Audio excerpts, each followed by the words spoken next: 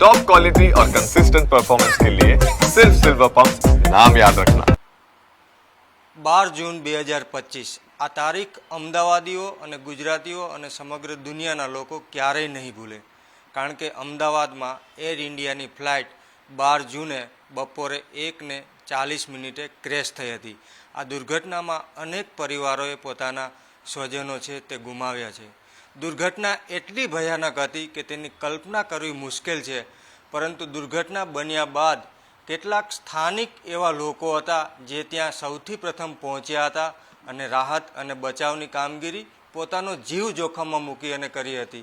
એવામાં અમદાવાદના કુબેરનગર વિસ્તારના પુષ્પાનગરમાં રહેતા ભવાનીસિંહ શેખાવત પણ ત્યાં પહોંચ્યા હતા અને તેમણે પણ પોતાનો જીવ જોખમમાં મૂકી અને અનેક લોકોના જીવ છે તે બચાવ્યા હતા। આપણે ભવાનીસિંહ શેખાવત સાથે જ વાતચીત કરીશું કે તેઓ ત્યાં કેવી રીતે પહોંચ્યા હતા, ત્યાં શું માહોલ હતો, કેવી રીતે તેમણે બચાવ અને રાહતની કામગીરી કરી। ભવાનીસિંહ, જ્યારે ઘટના બની તમે ત્યાં કેવી રીતે પહોંચ્યા હતા? જોવા માટે ગયા હતા કે તમે ત્યાંથી પસાર થતા હતા કે ત્યાં તમે કેવી રીતે પહોંચ્યા હતા? सर आपको बता दूं, जब ये घटना हुई तब मेरे अंकल के पास कॉल आता है कि आपके यहाँ आसपास कोई प्लेन क्रैश हुआ है। तो मैं नीचे देखने के लिए जाता हूँ तो रोड से देखता हूँ काला धुआं यानी गुब्बारा जैसा उड़ रहा है ऊपर। तो यहाँ पे कोई एक्टिवा लेके जा रहा था, मैं उसके साथ बैठा वहाँ पे। और मैं आपको बताऊँ, मैं पहले तो देखने के इरादे से गया था वहाँ पे कि भाई क्या हुआ है, कैसे हुआ है। तो मुझे क्या है, लोकल हूँ यहाँ का, तो पता है मुझे गली रास्ते कौन से हैं जो शॉर्ट हैं और वो वहाँ तक पहुँचा देंगे जल्दी। तो आगे गया तो पब्लिक मेरी तरफ भाग रही थी और मैं प्लेन की तरफ भाग रहा था। एक्टिवा वाले को मैंने छोड़ दिया था, मैं भागने लग गया प्लेन की तरफ से। अब वहाँ पे गया तो कोर्ट की दीवार थी, मैंने कोर्ट की दीवार कूदी, वहाँ पे अंदर गए।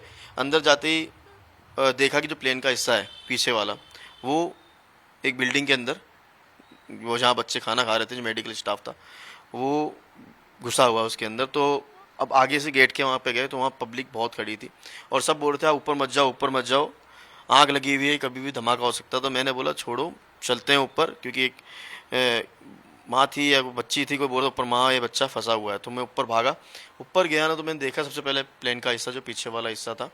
और फिर मेरे जब नीचे देखा सीढ़ी से, जो रेलिंग थी उससे नीचे देखा, तो वहाँ पे प्लेन का सामान और मलबा सब कुछ था। उसके आगे जहाँ बच्चे खाना खा रहे थे वहाँ पे वॉल गिरी हुई थी और सूटकेस वगैरह सब गिरे थे। बाजू में जो किचन था उसमें आग लगी हुई थी। आग लगी हुई थी, जैसे ही मैं आगे गया तो वहाँ पे कोई गैस का बाटला ऐसे भागा, जैसे बोलते ना फिसकता हुआ गैस की वजह से ही। तो हम पीछे आए तो मैंने देखा फायर ब्रिगेड की गाड़ी वगैरह, आर्मी और कमांडोज ये सब पीछे की तरफ आ गए। तो मैंने उनको बोला, उन्होंने पानी चालू कर दिया ऊपर की तरफ बिल्डिंग के। तो मैंने बोला पानी मत डालिए, प्लेन यहाँ पे ये बिल्डिंग गिर सकती है, कभी कच्ची है और आग ऊपर नहीं अंदर लगी हुई है, तो आप पाइप फेंकिए या दीवार तोड़ के अंदर आ जाइए। तो उन्होंने जहाँ से कूदे हैं वहाँ से कमांडो जितने भी हैं और उन्होंने तरफ पाइप फेंका है, लेकिन पाइप मेरे तक पहुंचा नहीं। तो उन्होंने सीढ़ी लगाई, सीढ़ी लगाने के बाद में उन्होंने सबसे पहले मुझे नोजल दिया और उसके बाद पाइप दिया और मैंने पाइप को आगे ट्रांसफ़र करा, नोजल को आगे ट्रांसफ़र करा। फिर मैंने एक जन को ऊपर पकड़ खींचा, उनके बाद उन्होंने सबको खींचा और हमें किचन की आग बुझाई। किचन में आग बुझाने के बाद में हमने गैस के बाटले तो उनको खिड़कियों से तुरंत फेंका है। और मैं आपको बता दूं, मैं अकेला नहीं था, मेरे साथ वहाँ पे 15 से 20 जने और भी थे। तो हम सब ने मिलके जो रेस्क्यू कर रहे थे, वहाँ जो उठा रहे थे सामान को, वो करा। हम किचन के अंदर लगे हुए थे 2 लड़के। तो मैं बाजू में गया तो वहाँ भी आग लगी हुई थी। तो मैंने फायर स्टेशन उठाया, वहाँ पे जो वहाँ की कैंटीन के थे वो उठा के और हमने आग बुझाई। उसके बाद हमने बाटलों को खोल के फिर किचन के थ्रू जो खिड़की थी उससे बाहर फेंका। फिर हम जैसे ही बाहर आए तो वहाँ पे 2-3 जनों को रेस्क्यू कर लिया था उन्होंने, जितने भी थे। तो उनको उठा के हम सीढ़ी के थ्रू भागते भागते 300-400 मीटर छोड़ के फिर वापस आए। फिर वापस जैसे मैं आया तो मैंने देखा कि सामने किसी का पाँव लटका हुआ है, जहाँ एंट्री करते हैं उसके बाजू में ही, जहाँ सामान वामान सब था लगेज वगैरह, तो वहाँ किसी लेडीज़ का साड़ी के साथ में पाँव लटका हुआ है। तो जैसे ही मैं उसको सामान को हटाने गया तो एक केमिकल जैसा पदार्थ मेरी आँख के अंदर आया और मेरी आंख में जलन सी होने लगी। तो मैं सीधा बाहर गया, पानी से आंख धोई, फिर मैं वो पाँव वाले हिस्से को तो भूल गया और ऊपर भागा। जैसे किचन में गया, किचन में जाके देखा भाई कुछ है कि नहीं, कुछ राहत वात मिलती, कहीं बच्ची है कि नहीं, कोई बता रहा था कि दादी और बच्ची अंदर है। तो देखा वहाँ पे कोई दिखा नहीं और जैसे बाहर आया फिर हमने एक स्टूडेंट या फिर कोई भी था वहाँ पे उसको लेके हम वापस भागे। और जैसे वापस आया मैं, तो जैसे मैंने सीढ़ी चढ़ी तो मेरे पेट में और यहाँ पे आँख में और इनमें से दर्द सा होने लग गया, मैं वहीं बैठ गया। तो मुझे लड़के ने बोला आप, वहाँ के जो स्थानिक थे, उन्होंने बोला आप एम्बुलेंस बैठो। तो मैं एम्बुलेंस में बैठा, उसके बाद मैंने वापस आँख वाँख धोई है और मुझे एम्बुलेंस में डाल के ये लोग सिविल लेके आ गए। सिविल लाते ही मेरा अच्छे से ट्रीटमेंट हुआ, सभी डॉक्टर ने अच्छे से ध्यान रखा। और उसके बाद में मुझे जब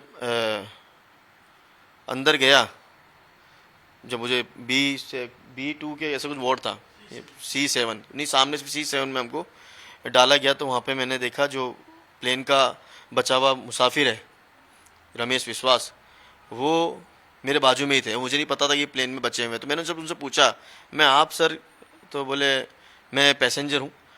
मैं ओके, मैं आप कैसे कैसे सर्वाइवल किया आपने? तो उन्होंने बताया कि मुझे ही नहीं पता मेरे साथ क्या हुआ, मैं कब प्लेन से बाहर आया, मुझे इतना पता है कि मैं चल के एक एम्बुलेंस तक गया हूँ। રમેશની સાથે તમે વાત કરી તો એમને પૂછ્યું હતું કે કેવી રીતે બચ્યો, કેવી રીતે તે કૂદ્યો, એમણે શું કીધું?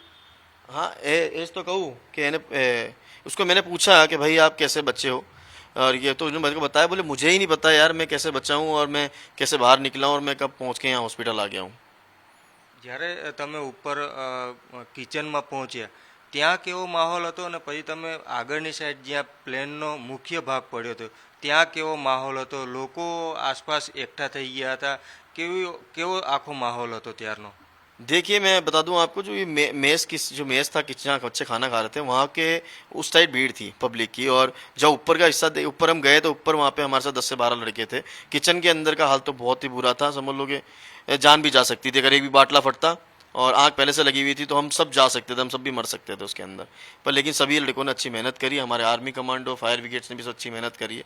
और जब मैं आगे के हिस्सा आपको बता दूं, मैं उसी बिल्डिंग से देखा मैंने कि आगे के हिस्से को देखा तो आगे पूरा हिस्सा जला हुआ था। सिर्फ फायर ब्रिगेड के 1-2 कर्मचारी दिख रहे थे और वहाँ पे कोई भीड़ नहीं थी और आग बुझाने का काम चालू कर रहे थे। ओके, हॉस्पिटल में आप 2 दिन एडमिट रहे। कई नेताओं से ने अभी आपके साथ बात की है, अमित शाह है, भूपेंद्र पटेल है, क्या बातचीत की उन्होंने और आपने क्या उनको बताया? देखिए मैं आपको बताऊं, जैसे मैं एडमिट हुआ वैसे ही मुझसे जो हमारे यहाँ के सांसद हैं दिनेश भाई मकवाणा और हमारे जो MLA हैं यहाँ के, ये सब मुझसे मिलने के लिए वहाँ पे आए। उन्होंने बहुत अच्छा मुझे वहाँ पे डॉक्टर को बोला इनका ट्रीटमेंट का ध्यान रखना और सभी का ट्रीटमेंट का ध्यान रखना यहाँ पे। और वहाँ पे अमित शाह जी भी आए, गृह मंत्री हमारे, जो उन्होंने भी मुझे शाबाशी दी और बोला आपने बहुत अच्छा काम किया है। मुझसे पूछा आप कहाँ से हो, मैं राजस्थान से हूँ। तो बस ये बात हुई।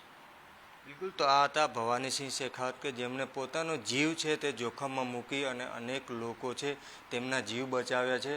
ઘટનામાં તેઓ પણ ઘાયલ થયા હતા, ઇજાગ્રસ્ત થયા હતા અને 2 દિવસ સુધી સિવિલ હોસ્પિટલમાં સારવાર હેઠળ હતા। ગઈકાલે જ તેમને રજા આપવામાં આવી છે, પરંતુ આવા અનેક હીરો જે હતા તેઓએ આ દુર્ઘટનામાં લોકોને બચાવવાની કામગીરી છે તે કરી છે। કેમેરામેન રીતેશ સુથાર સાથે દીપેન બઢિયા, ન્યૂઝ કેપિટલ, અમદાવાદ।